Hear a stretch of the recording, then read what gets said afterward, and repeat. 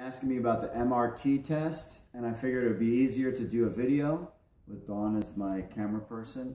So before I get into my test results, let me just let you know the difference. Now, there's a difference between food allergy and a food sensitivity. Food allergy is if you eat peanuts and your lungs close up and you need an EpiPen. That's kind of a food allergy. A food sensitivity is what this test is all about. And what this does, a food sensitivity could affect your gut. And then when it affects your gut, you might manifest in, skin problems or back problems or aches and pains or headaches, migraines, stuff like that. So there's a couple tests out there, but this one has been the most comprehensive, and I took the test to find out. My brief history: I've suffered from stomach problems my whole life since I was 15 years old. The doctors said I had a nervous stomach, Crohn's disease, the whole deal. And it wasn't until I started tracking my own food that I started to figure out that there were certain foods that were hurting me, but it was all guess. So for me, the 6 that I believe I had an issue with was gluten, dairy, tomatoes, eggs, soy, and bananas. The bananas is a little different for me because I broke out in a rash from the banana and took some Benadryl. So that was my key to see how this test went. So without further ado, let's get into the results. And it's very, very interesting. So this is what the results look like. They're broken into different categories: chemicals, fruits, vegetables, flavor enhancers, grains, seafood. So for me, what was the most interesting thing, so when the things are in green, that means it's safe. When it's yellow, that means you have a moderate reaction to it. And when it's red, you have a really bad reaction to it. And the idea is that whatever's in the yellow and the red, that's what you eliminate from your diet, at least for the first couple weeks. Then you slowly start to test these yellows and bring them back, but the reds are basically to stay away from forever, or for now. Until your gut gets back and healthy. There's a whole other different thing to that. So some of the interesting things in my results, under chemicals, for me, caffeine was on there, fructose was on there, and the red dyes. So for example, you guys know me, and you know I love Fruity Pebbles. Fruity Pebbles is rice-based, but it has red dye in it, so I can't eat Fruity Pebbles. Also in there was fructose and caffeine. I'm a big tea drinker in the mornings.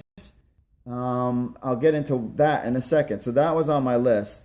For dairy, now this was one that Dawn and I talked about a lot, and I thought I might not have a dairy allergy. Well, I don't, except for cheddar cheese. So I actually can go to Cold Stones now and test that out. Flavor enhancers was interesting: mint and paprika. Problems with mint for me is that mint is in my toothpaste, and some of the things that I chew on have mint in it too. Going on to the fruits, grapefruit was a red. Now I don't eat grapefruit. Orange, papaya, pears were all yellow, which I found was pretty interesting. The vegetables came in a bunch of yellows, including cucumber and lettuce. I ate a salad every day at lunch, a chicken salad every day at lunch. Now, I could switch it to spinach, but what's interesting on this list that didn't come up was tomatoes, which I had a feeling was a problem, but we'll get into that. And the next one, this one was the big shocker, the big blockbuster. Wheat was on the list, and corn.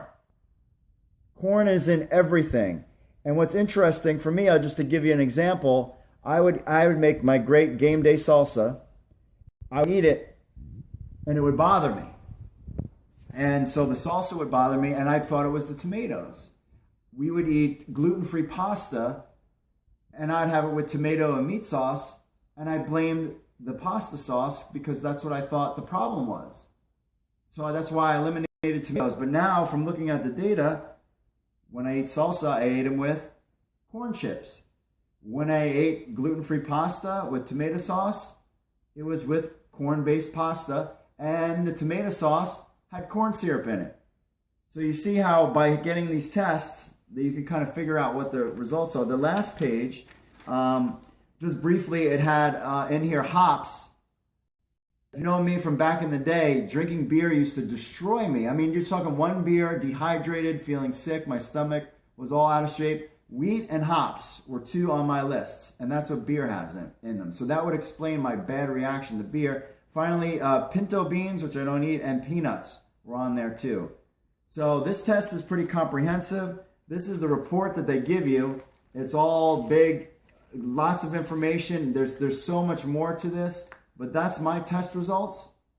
If you're interested in learning more about the MRT test, message me on Facebook.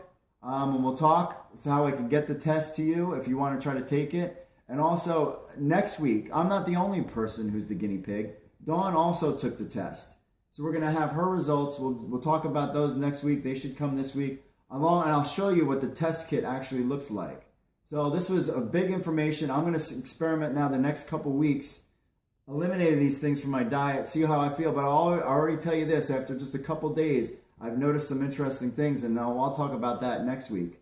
So finally, the results came in. Thanks for watching. And if you have any questions or you're interested or learning more, tag a friend on this or share this, and just let me know on Facebook. Thanks.